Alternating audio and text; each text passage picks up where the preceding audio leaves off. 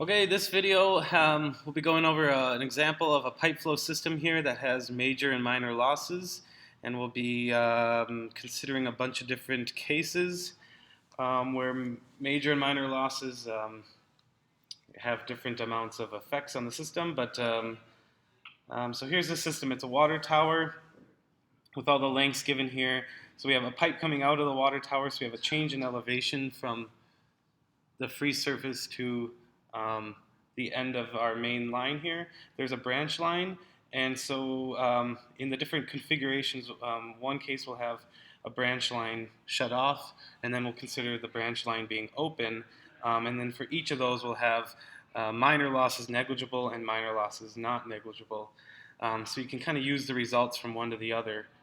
Or you can use the results from A to talk about B. But really, the difference between the branch line being off or open here will have an effect on having a different flow rate for what I'm calling the B section compared to the A section of the pipe.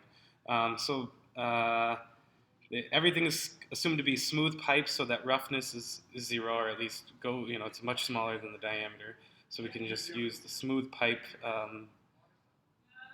from the Moody diagram. 6-inch pipes with all flange fittings, that'll affect our minor losses. The design constraint here, or the constraint on the system here, is that the minimum pressure at 2 must be 60 psi, where the pressure up at the top of the water tower is atmospheric, and for a volumetric flow rate of 1 cubic foot per second. So you can imagine this is like a water main here, where this is the volumetric flow rate that's needed, but the pressure can't be less than 60 psi. Note here that this section here that is 600 feet long has within it 15 90-degree elbows. So this is winding its way underground to get to different parts of the city. Okay, so the first one, let's determine what this minimum height needs to be, right? So we're going to get a pressure head by the change in the elevation here as our potential energy converts to kinetic energy. And then that kinetic energy will then, we can relate that to the pressure at 2 and make sure that it doesn't drop below 60 psi. Okay.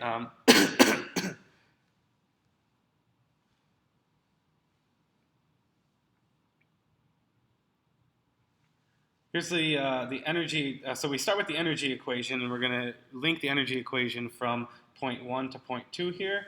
The energy equation, we can make a lot of simplifications, but here it's still written out, and this will be the way to start all of these problems. We've written this where it's the head loss gets added to the second, so I guess the outflow on the system here side. So you add to that such that the total head remains the same. So there's a loss in head by the time you get to point 2, and that's accounted for by adding it to this right-hand side.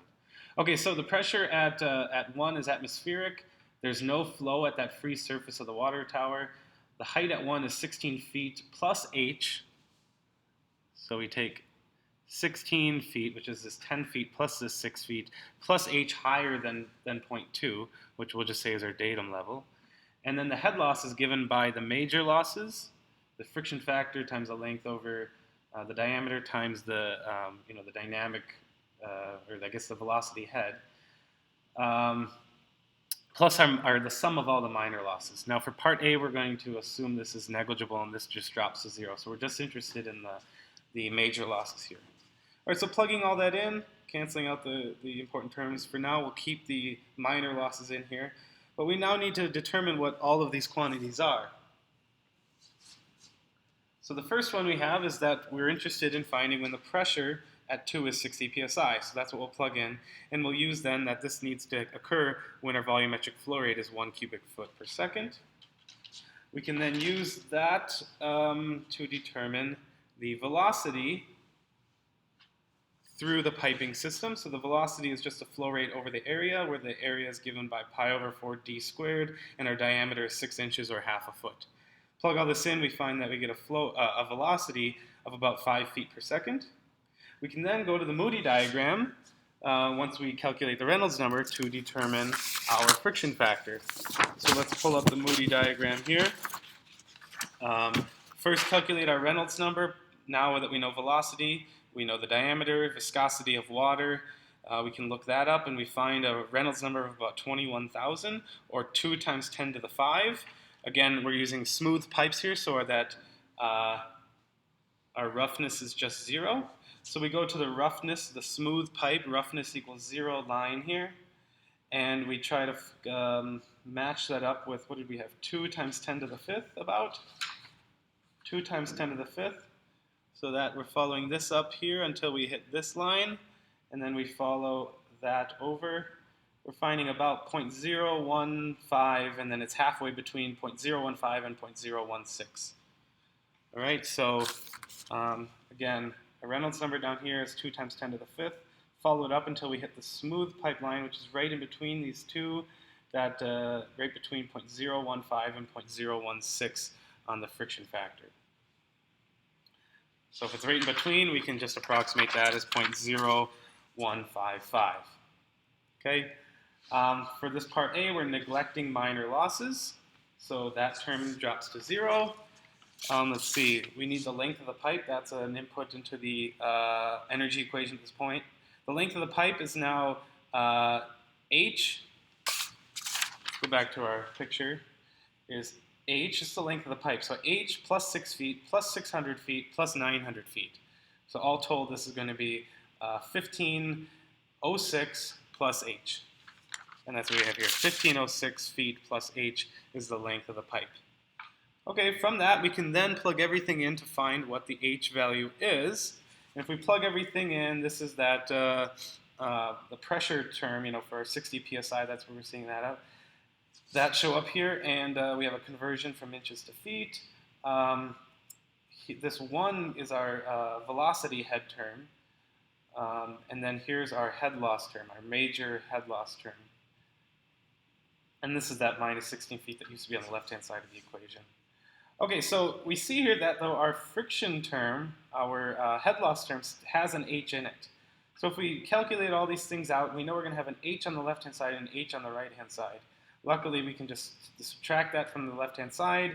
It's just 0.9875 times h equals the sum of all these terms that don't have h's in them. And with that, we can determine that the height, the minimum height here is 143.5 feet. Okay, so you're not always just going to have the equation just, in a system like this where the height is just on one side. The height actually shows up on both sides of the equation, and a little algebra gets you to the answer. Okay, so now if we consider minor losses, let's go back to our diagram.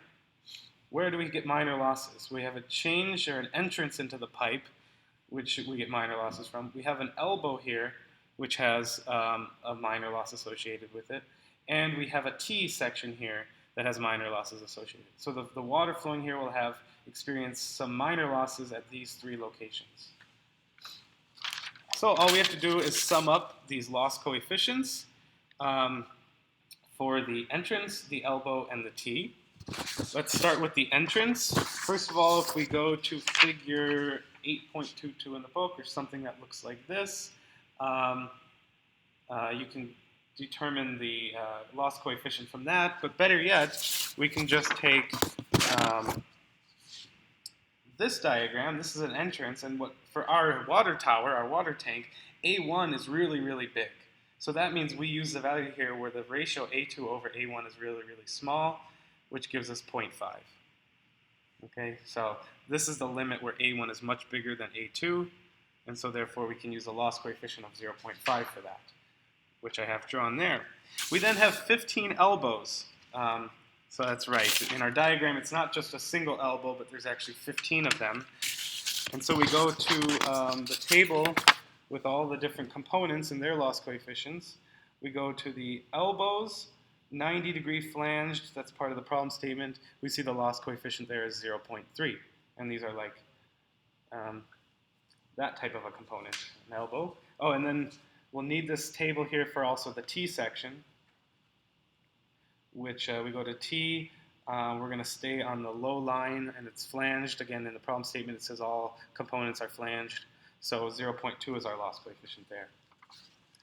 Okay, so with that, we now know we have 0.5 for the entrance, 0.3 for the elbows, and we have 15 of those, and then 0.2 for the T. Sum all that up, we get a total sum of the minor losses is 5.2 for the sum of the loss coefficients. And all that changes to our work from part A is that we now add on this, so everything remains the same, but we add on our minor losses at this point. Plug all that in and solve for h. It only adds a little bit more height, about another 2 feet. So it's pretty negligible added on. And if you look at all these terms, really the h is really determined by the need for the pressure to be 60 psi there, and everything else is pretty small except this 18 here. This is from the major losses, and all the minor losses are negligible additions to that, so another 2 feet. So it's, we have to raise h up 20 feet for the major losses here, almost 20 feet, and another 2 feet for the minor losses. Okay, if we then go back to the problem statement, parts C and D are similar, except now we're going to open up the branch line and have half the flow go through the branch line and half the flow go through the main line. That means that our flow rates are going to be different between section A and B in the main pipe here. So when the branch line is open, half the flow from that A section continues into B. So that means that our velocity at A doesn't, it's the same as before, it's 5.093, but our velocity at B is now half of that in the B section. So this is the 900-foot section, this is that 600-foot section. So it's half that. Also, we now need to separate our losses. So here's that pressure head term. That doesn't change. Our velocity head term now, the form of it doesn't change, but we need to now plug in the different value here for the velocity. That 16 feet used to be on the left-hand side of the equation. But we're separating our losses here. So we have major losses in part A and all the minor losses in part A, all the major losses in B, and all the minor losses in the B section.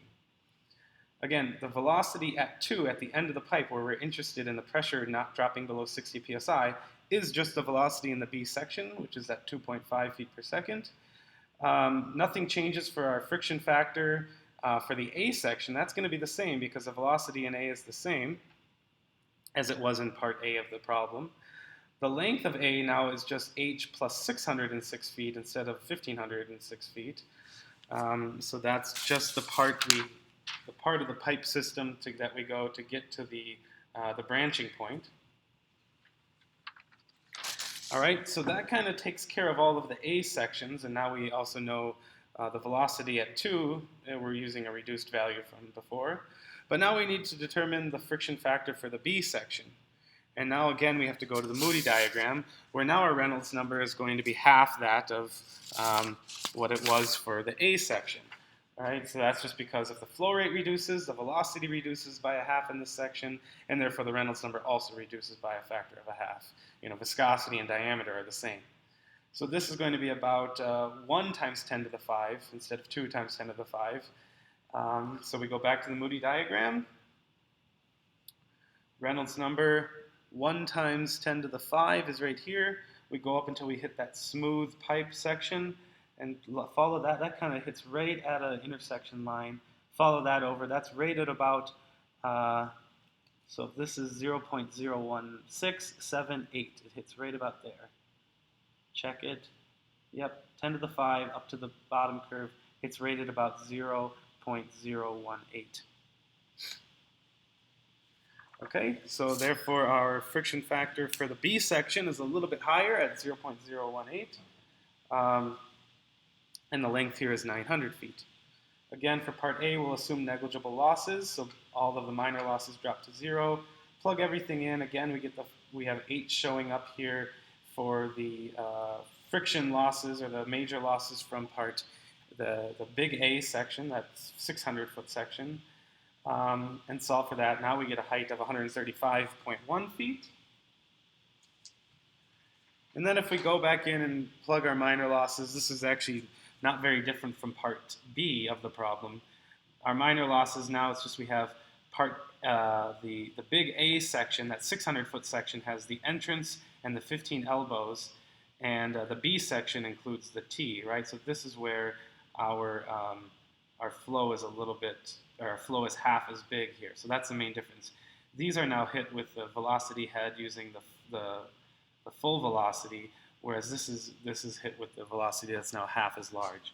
So if we plug all this in, again, noticing that h shows up on both sides of the equation and solve for this, the minimum height we have here is 137.1 feet compared to the 135 feet. And again, we see about a 2-foot addition due to minor losses, where the major losses contribute a bit more.